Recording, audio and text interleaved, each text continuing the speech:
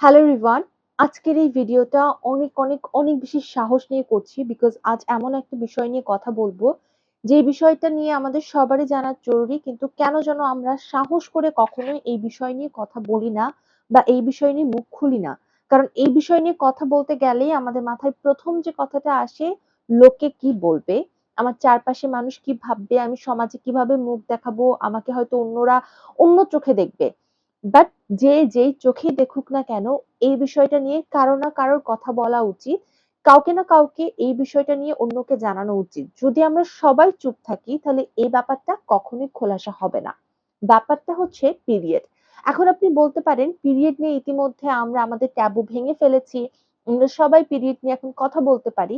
But না, এখনো কিছু বিষয় আছে যে বিষয়গুলো নিয়ে আমরা কথা বলি না, বা যে বিষয়গুলো নিয়ে আমরা আমাদের মা, দাদি, নানি, ফুপু, চাচি ওনাদের সাথে কথা বলতে পারি না। কারণ একটা লজ্জা কাজ করে, একটা সংকোচ কাজ করে।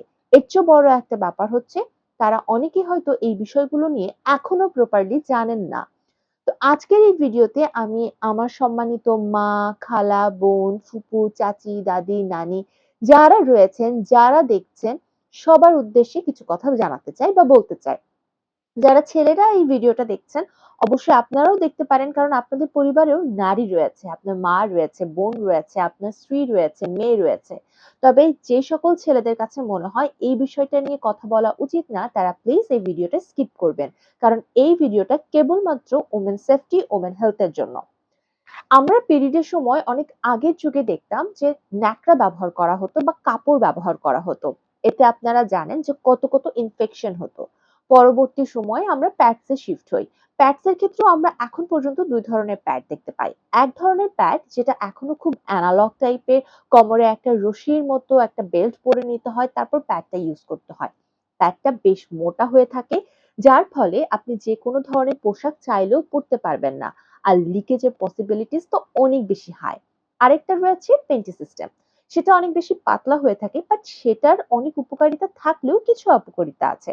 যেমন মাঝে মধ্যে লিক হয়ে যেতে পারে, ঘন ঘন বদলাতে হতে পারে। এবং অন্যতম একটা যে সমস্যা যেটা বাংলাদেশে আমরা যারা রয়েছে আমরা সব থেকে বেশি ফেস করি, সেটা হচ্ছে প্রাইস। অনেক দাম থাকে। তবে বিশ্বাস করেন, আমি যখন ইন্ডিয়াতে গিয়েছিলাম তখন তাদের প্যাডের প্রাইস দেখে আমি অনেক বেশি অবাক হয়েছিলাম, বিকজ তাদের প্যাডের প্রাইস আমাদের দেশের লোকাল প্যাডের প্রাইসের চেয়েও হাই। আমাদের দেশে বেশ কিছু দেশীয় কোম্পানি রয়েছে যারা প্যাড বিক্রি করে খুব রিজনেবল প্রাইসে, তাও আমরা পাই, তাও আমরা বলি যে অনেক দাম, তাদের দেশে আরো অনেক বেশি হাই। এখন এই প্যাড গুলো পরার পরেও কিন্তু আমরা যে 100% সেফ বা আমাদের কোনো সমস্যা হয় না তা না। আমরা বৃষ্টিতে ভিজতে পারি না, সংকোচ বোধ করি। সুইমিং করা যায় না।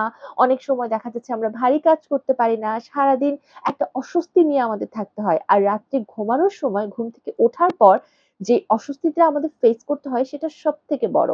অনেক জায়গায় আছে যে আমাদের যদি লিকেজ হয়ে যায়, বিছানায় পড়ে যায় বা জামাকাপড়ে ভরে যায়, তাহলে সেই অসুস্থ শরীর নিয়েই কিন্তু আমাদের সেই জিনিসটা ওয়াশ করতে হচ্ছে, ভারী ভারী চাদর ধুতে হচ্ছে।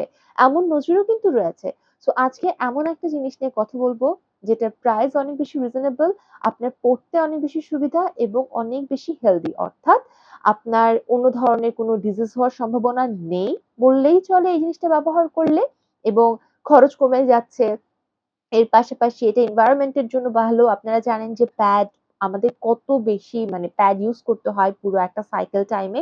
এবং সেটা যখন আসলে আমরা ফেলে দেই, তারপর কি হয় আমরা কিন্তু কেউ ভাবি না যে হ্যাঁ ময়লা ফেলে দিলাম, কিন্তু এটা যে পরিবেশের জন্য কতটা ক্ষতিকর এটা নিয়ে আমরা ভাবি না, বা হয়তো আমাদের ভাবার সে প্রয়োজনটাও থাকে না। বাট আজকে যে প্রোডাক্ট নিয়ে কথা বলবো সেটা পরিবেশের জন্য ভালো, আপনার জন্য সেফ এবং প্রাইসও কম। এর পাশাপাশি রয়েছে অনেক বেনিফিট, যেমন আপনি এটা পরে বৃষ্টিতে ভিজতে পারবেন, আপনি এটা পরে সাইকেল চালাতে পারবেন, সুইম করতে পারবেন, আপনি নাচ করতে পারবেন, আপনি খেলাধুলা করতে পারবেন, আপনি আপনার রেগুলার লাইফে থাকতে পারবেন। সো আর কথা না বাড়িয়ে আমি মেইন প্রোডাক্টে চলে যাচ্ছি। জিনিসটা হচ্ছে এইটা, পেরি কাপ, অর্থাৎ মেনস্ট্রুয়েশনাল যে কাপটা রয়েছে সেটা। এই কাপ ব্যবহার ক্ষেত্রে আপনাদের মতো আমিও অনেক বেশি ভয় পেতাম। ইভেন আমার এখনো মাঝে মধ্যে মনে হয় আমি কিভাবে এই অসাধ্যটা সাধন করে ফেলেছি। বাট আমি ইউজ করার পর আমি এতটা, মানে লাইট ফিল করেছি, আমার কাছে এতটা ভালো লেগেছে, আমার কাছে মনে হয়েছে যে এটা আমি সহ আমার প্রত্যেকটা মা, বোন, খালা, চাচা, ফুপু, চাচি, মামি সবার সবার সবার জানা উচিত, সবার। তো আজকের ভিডিওতে আমি সেটাই আসলে আপনাদেরকে জানাবো। সো ফার্স্টে আমি এই বক্সটা আপনাদেরকে দেখাচ্ছি। এরকম একটা বক্সে আসলে পেরি কাপটা আসে। এই ধরনের মেনস্ট্রুয়েশনাল কাপগুলো সবগুলোই ধরনের বক্সে আসে। খুব সুন্দর প্যাকেজিং করা থাকে এবং বক্সটা খুললে আপনি ফার্স্ট এ যেটা পাবেন সেটা হচ্ছে এই ধরনের একটা পাউচ এবং এই পাউচটার ভেতর যদি আপনি খোলেন তাহলে দেখবেন প্লাস্টিকে মোড়ানো একটা কাপ। মেনস্ট্রুয়েশনাল যে কাপটা আছে সেটা। এবং আমি হচ্ছে অলরেডি একটা ইউজ করছি। আর এটা হচ্ছে আমার একদম ইনটেক একটা, কেবলমাত্র আপনাদেরকে দেখানোর জন্য। এটা আসলে ২-৩ টা কেনার প্রয়োজন পড়ে না। একটা থাকলেই যথেষ্ট এবং একটা দিয়ে আপনি অনেক বছর ব্যবহার করতে পারবেন। এই হচ্ছে এই কাপ এবং এটা সিলিকন দিয়ে তৈরি এবং খুব উন্নত গ্রেডের সিলিকন দিয়ে তৈরি। এটা অনেক বেশি সফট হয় এবং আপনি এটা খুব সুন্দরভাবে এভাবে ইনজেক্ট করতে পারবেন। এখন আপনাদের হয়তো মনে প্রশ্ন হতে পারে এটা কিভাবে ইউজ করতে হয়, এটা কিভাবে ওয়াশ করতে হয় বা কি করতে হয় এবং এটা কতদিন ব্যবহার করা যায়। যেহেতু এটা আপনার একটা লাইফ টাইম ইনভেস্টমেন্টই বলা চলে, কারণ এই একটা কাপ কিনলে আপনি অনায়াসে কয়েক বছর ব্যবহার করতে পারেন। এটা আপনার ইচ্ছা মতো।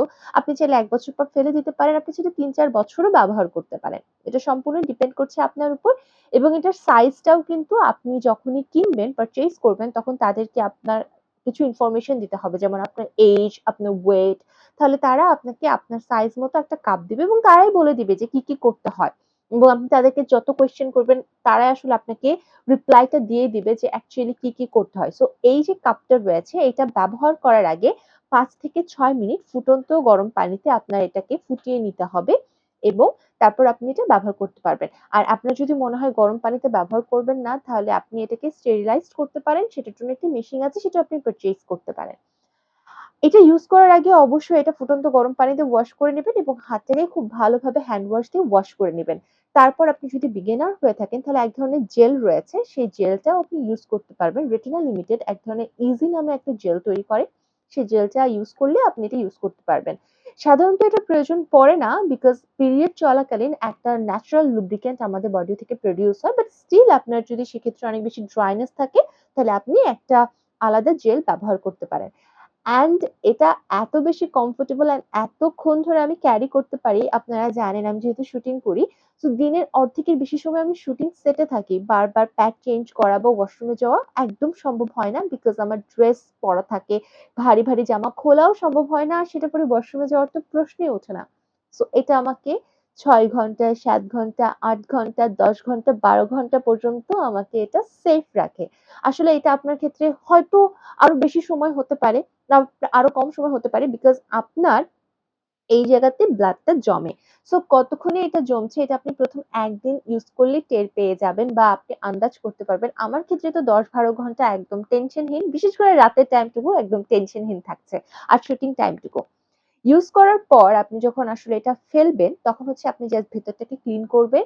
আপনি আবারও এটাকে একটু গরম পানি দিয়ে ওয়াশ করে নিতে পারেন বা জাস্ট পানি দিয়ে ধুয়ে নিতে পারেন।